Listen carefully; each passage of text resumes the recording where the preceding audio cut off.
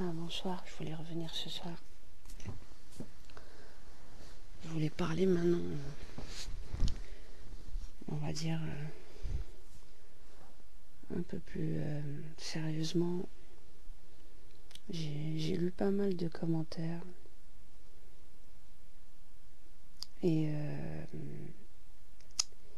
il y en a un qui me disait ouais, tu nous fais rire et tout, mais on sent que t'es triste.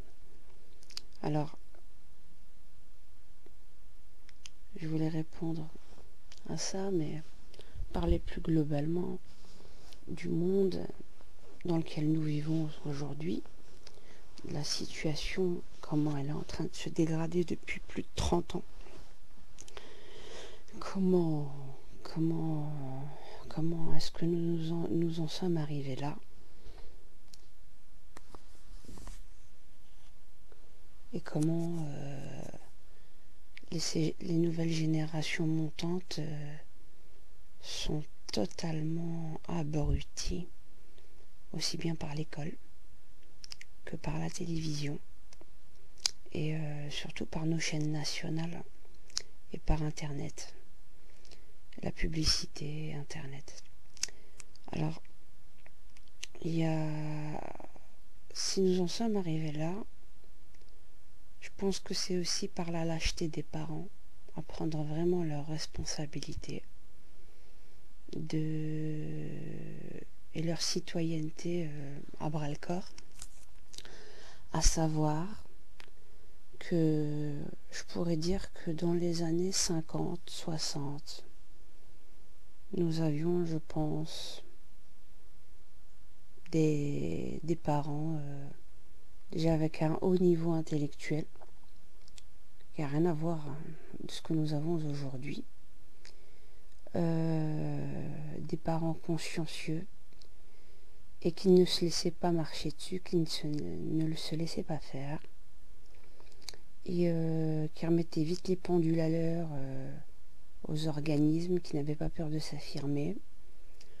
Aujourd'hui, je pense que les générations des années 90 et tout, on a été colonisé aussi bien par les séries américaines, toujours au nom du droit, plus de droit, puis on a délaissé le respect parental aussi au nom du droit, et avec toutes les séries qu'on nous a vendues. Ça a influencé beaucoup la jeunesse, puis aussi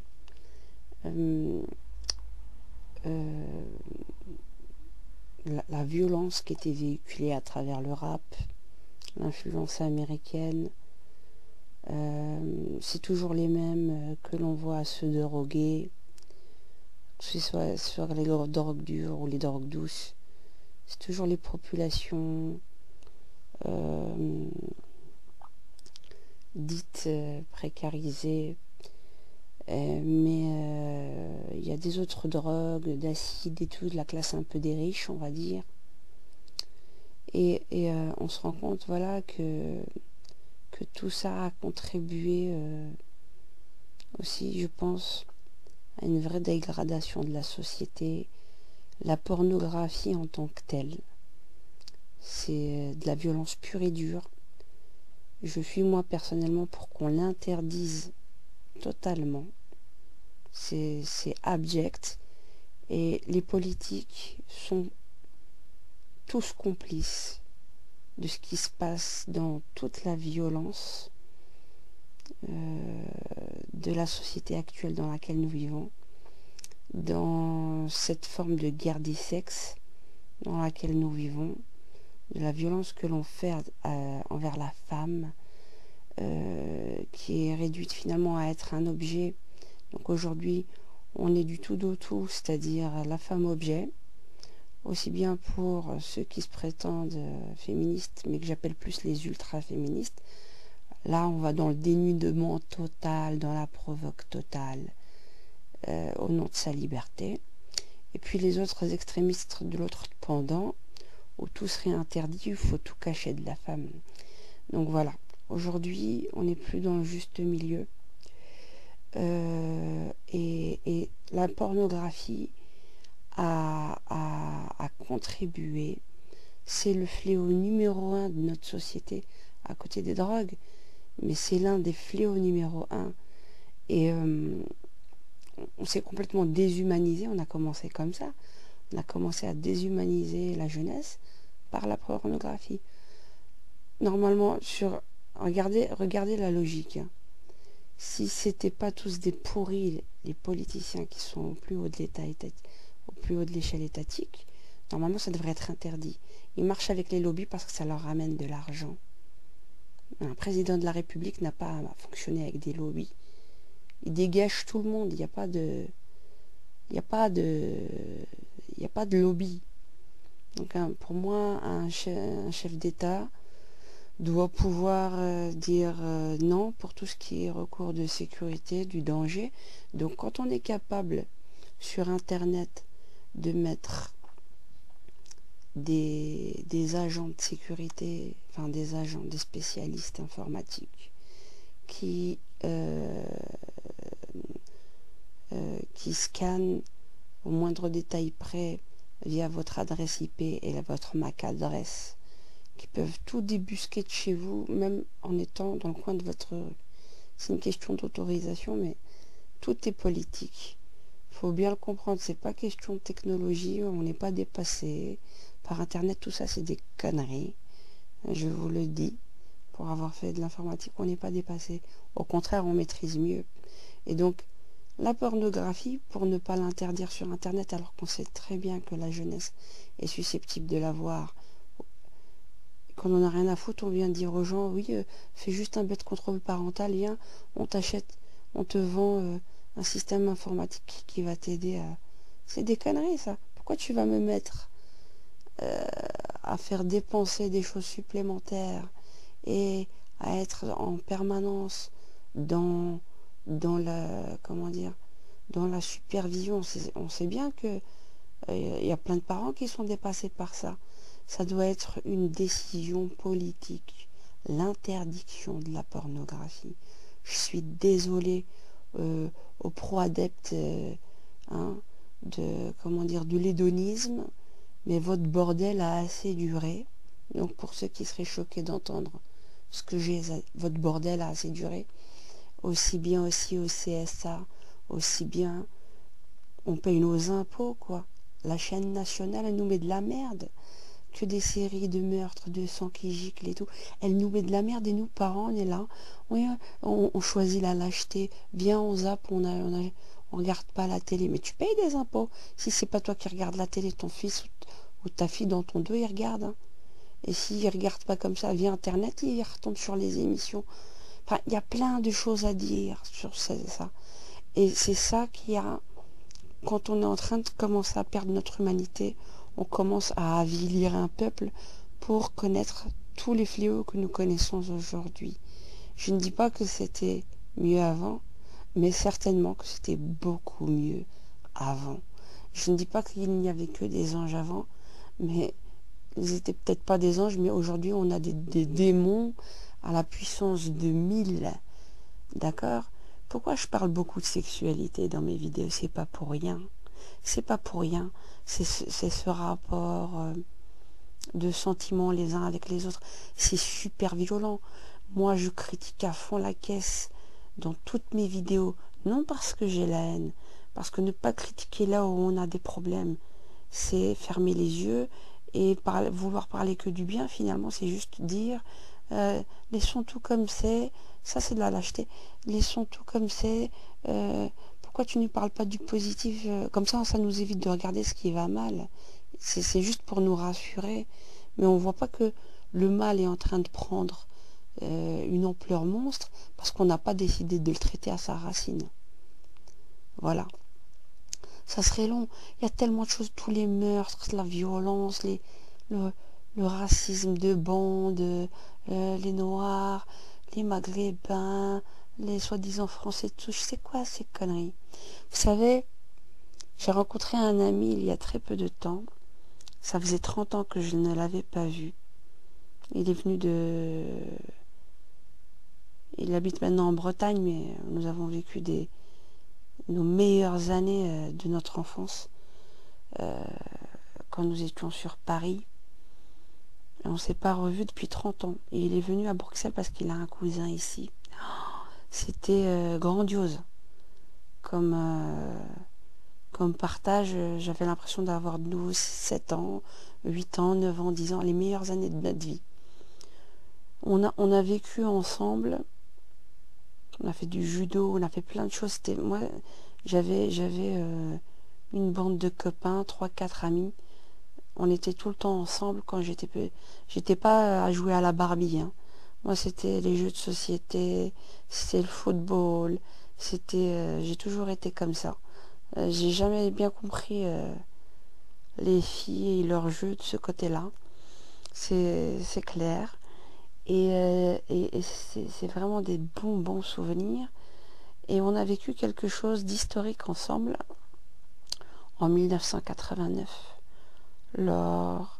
On avait fait du spectacle à l'école et on apprenait la Première et la Deuxième Guerre mondiale pour pouvoir gagner un voyage dans le transsibérien pour aller à Tokyo. On faisait des concours entre écoles. Et on avait perdu le concours, mais on était arrivé à la 2e place. Et nos profs, qui étaient des profs géniaux, vraiment géniaux, et nous ont dit qu'on allait aller en Allemagne. Pourquoi? Parce que notre sujet, c'était la Deuxième Guerre mondiale. Et la chose la plus incroyable, qui était inattendue des professeurs comme de tous, c'était que quand on avait simulé dans la cour de récréation, il me semble que c'était un jeudi 9 novembre 1989. En tout cas, je me rappelle que c'était un jeudi 1989. Ça nous a tous marqués. On avait mis des cartons dans la cour et on avait simulé le mur de Berlin. Et on s'était mis des deux côtés de la cour. Il y avait tout le monde, hein. Et on avait simulé en fait la destruction du mur de Berlin pour que les populations se rejoignent. Les familles se rejoignent et on avait filmé ça. C'était notre sujet. C'était toute la Deuxième Guerre mondiale. Hitler chancelier 1933. On était en CM1, CM2. On avait tout appris.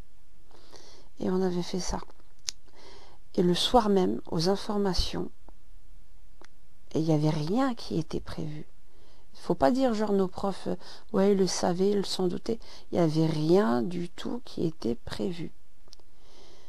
Le soir même aux infos, on nous a dit qu'il y avait des Allemands qui avaient commencé à casser une partie du mur. Et que au niveau de la décision politique, ils étaient en train... Je ne sais plus ce qu'il y avait, mais on a eu la même nouvelle. Donc la journée, on avait simulé la destruction du mur de Berlin. Le soir même, au JT, on entendait ça. Et alors, le pire, c'était quoi? C'est que le lendemain, quand on est tous arrivés à l'école, aussi bien nos profs que tout le monde, même dans tout le monde était stupéfait. On a dit, c'est pas possible, c'est un truc de malade mental, à ce point. Et alors, pour nous féliciter, bon, on avait perdu le voyage à Tokyo, on est parti au mur de Berlin. Nous sommes les premiers élèves, la première classe d'Asnières-sur-Seine, donc l'école Adolphe Gonzague Fontaine, qui avons franchi le checkpoint. Mon ami là, Thomas, m'a donné le nom. Il a les vidéos, il a les photos. J'ai dit, c'est pas possible. J'ai dit, si tu les as, donne-les-moi.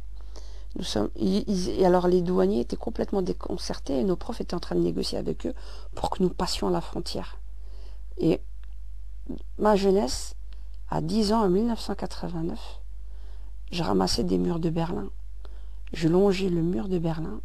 Il y avait des tables que des gens vendaient des murs. Et comme je n'avais pas confiance, je dis, ouais, ils vont les retaguer pour nous les revendre.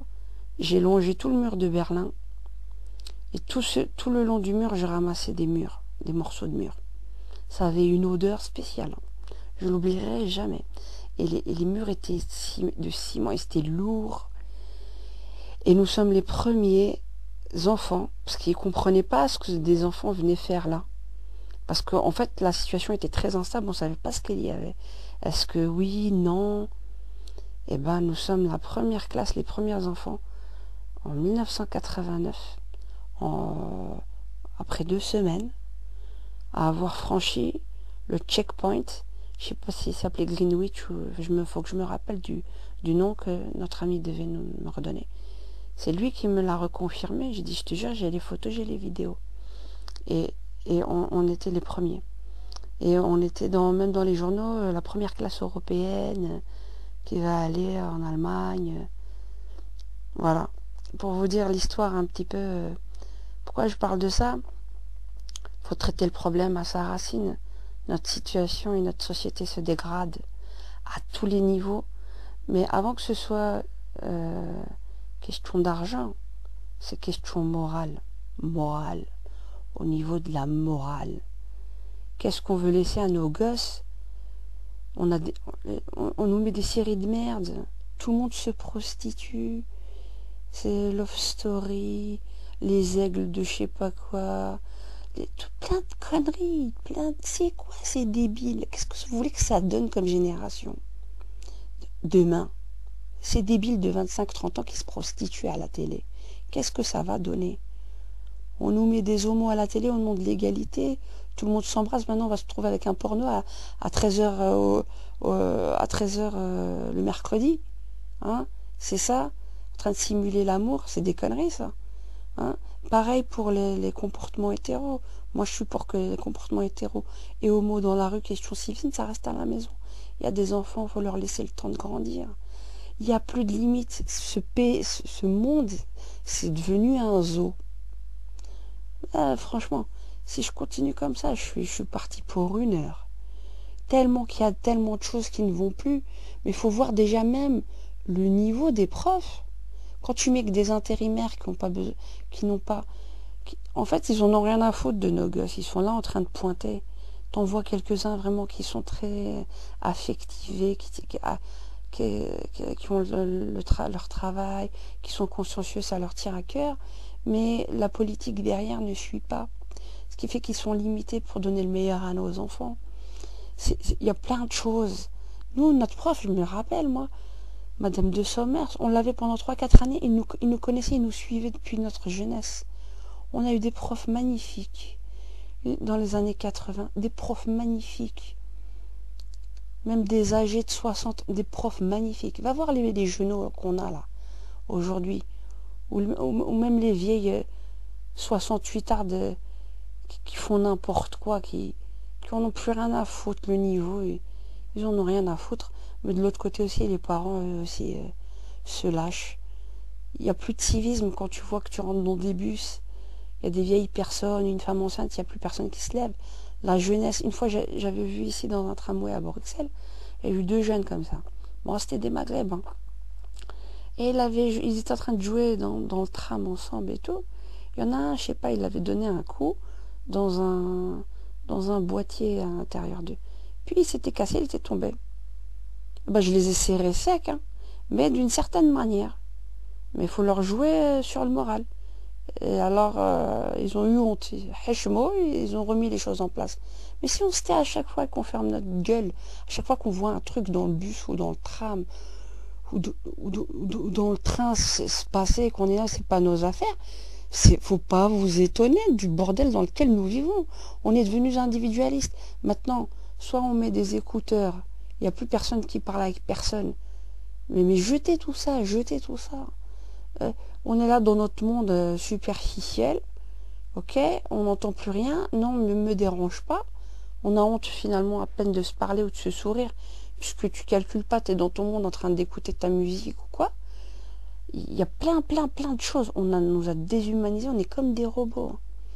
On est comme des robots. Hein. Et faut pas s'étonner. Faut pas s'étonner. Il y a plein de choses comme ça. Il y a plein de choses. On nous a déshumanisés totalement, quoi. Ça serait long, je pense que je vais m'arrêter, mais je reprendrai sous cette forme audio pour parler. Parlons des vrais problèmes. Perçons les abcès. Ok, sans se se mettre tous dans des cases. Ça sera le premier bon chemin à faire ensemble. Et même si la parole elle est violente, il faut qu'elle soit sortie. On s'est trop tués les uns avec les autres. Et si on veut apprendre à s'apprivoiser, il faut être vrai. Et il faut dire vraiment ce qu'on pense. Voilà, bonne soirée. À la prochaine.